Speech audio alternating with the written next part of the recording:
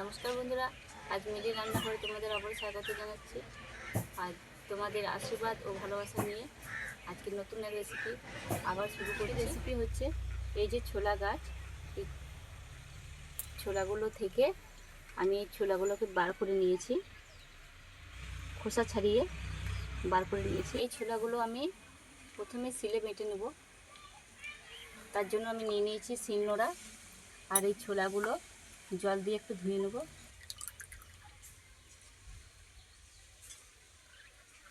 একবারে বাটা যাবে না, তার জন্য আমি দুইবার বাটবো। অল্প কিছু নিয়ে বেটে নেব।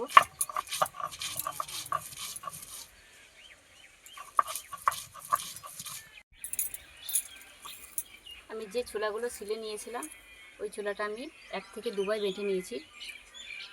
দেখো এরকম হয়েছে। আমি 2 বার বেটেছি। এই বেটে তুলে নেব, বাকিটা আবারও বেটে নেব। আমি এর আগে যতগুলো রান্না শেয়ার করেছি সব কিছু কিন্তু শিলনোড়ায় বেটে নিয়েছি। মশলা এটাকেও শিলনোড়ায় বাটছি, কারণ শিলনোড়ায় বাটা মশলা স্বাদ আলাদা হয়। বাকি যে ছোলাগুলো ছিল সেগুলো একইভাবে বেটে নেব। আর আমি ছোলাগুলো বাটতে বাটতে কোনো জল ব্যবহার করিনি, কারণ জল থেকে তুলে নিয়ে আমি শিলে এগুলো বাটছি। আর আমি এর আগে যত রান্না শেয়ার করেছি মশলা সব কিছুই আমি শিলে মেটেছি, কারণ শিলে বাটলে তার টেস্ট আরও বেশি বেড়ে যায়। তার জন্য বেটে নেবো। কলাই বাটা হয়ে গিয়েছে। আমি এর মধ্যে 3টে কাঁচা লঙ্কা বেটে নেবো। তোমরা তোমাদের স্বাদ অনুযায়ী লঙ্কাটা দেবে, যে যেমন খেতে পারবে।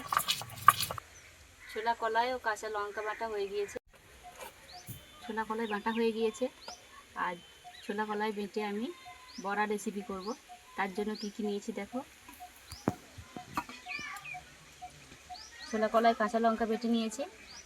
আর এখানে আছে একটা মিডিয়াম সাইজ পেঁয়াজ। পেঁয়াজটা আমি খুব ছোট ছোট করে কেটে নিয়েছি, একবারে কুচি কুচি করে পেঁয়াজটা মিশিয়ে দেবো।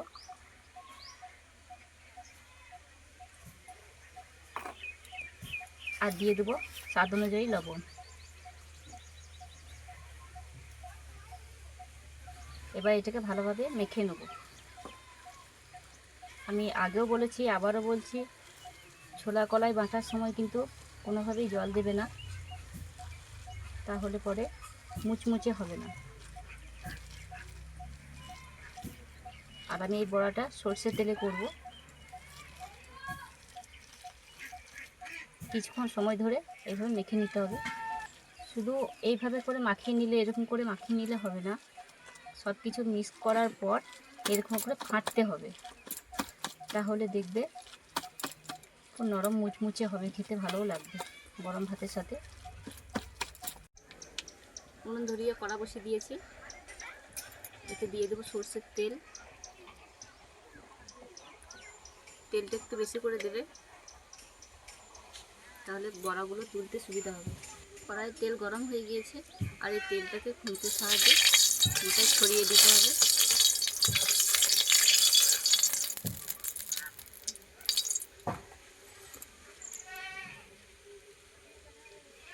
এর মধ্যে আমি বড়াগুলো দিয়ে দেবো।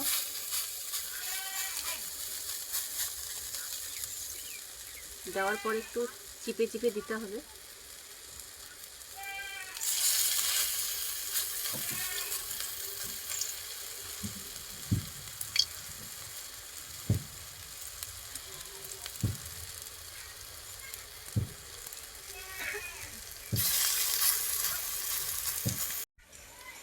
তোমরা অনেকে মটর কলাই বড়া করে থাকো, কিন্তু মটর কলাই বড়াতে শুধু বড়াও হয় না, উঠে না।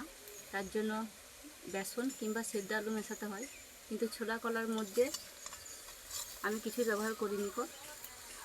এবার আমি বড়াগুলোকে উল্টে দেবো। দেখো কত সুন্দর হালকাভাবে উঠে যাচ্ছে।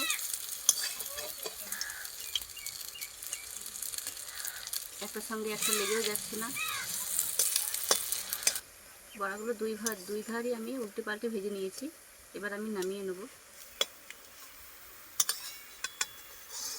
আর তেলের পরিমাণটা এমনই দেবে যেন বড়াতে সব টেনে না নেয়।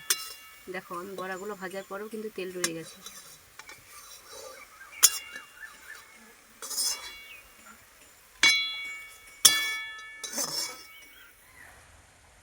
ওই তেলের মধ্যেও বাকি বড়াগুলো একইভাবে ভেজে নেব।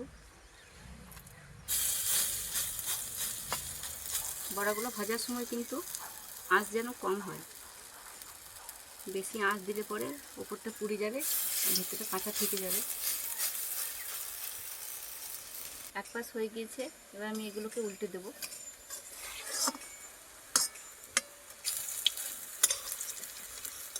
বড়াগুলো ভাজা হয়ে গিয়েছে, এবার আমি নামিয়ে নেব।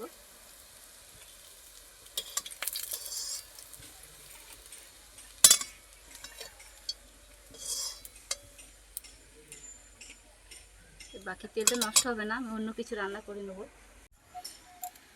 ছোলা কলাই বড়া তৈরি করা হয়ে গিয়েছে, নামিয়ে নিয়েছি। আর আমার এই রেসিপি যদি তোমাদের ভালো লেগে থাকে তাহলে অবশ্যই একটা লাইক করবে, আর আমার চ্যানেলটিকে সাবস্ক্রাইব করবে, যাতে নতুন নতুন রেসিপি তোমাদের সাথে শেয়ার করলে তোমাদের মোবাইলে আগে চলে যেতে পারে। আর বড়াগুলো দেখো কত সুন্দর দেখতে হয়েছে।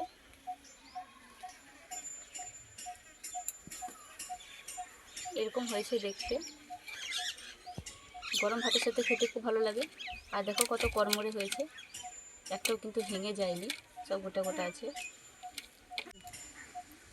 ততক্ষণে তোমরা ভালো থেকো, সুস্থ থেকো। দেখা হচ্ছে অন্য কোনো রেসিপিতে, নতুন কোনো ভিডিও।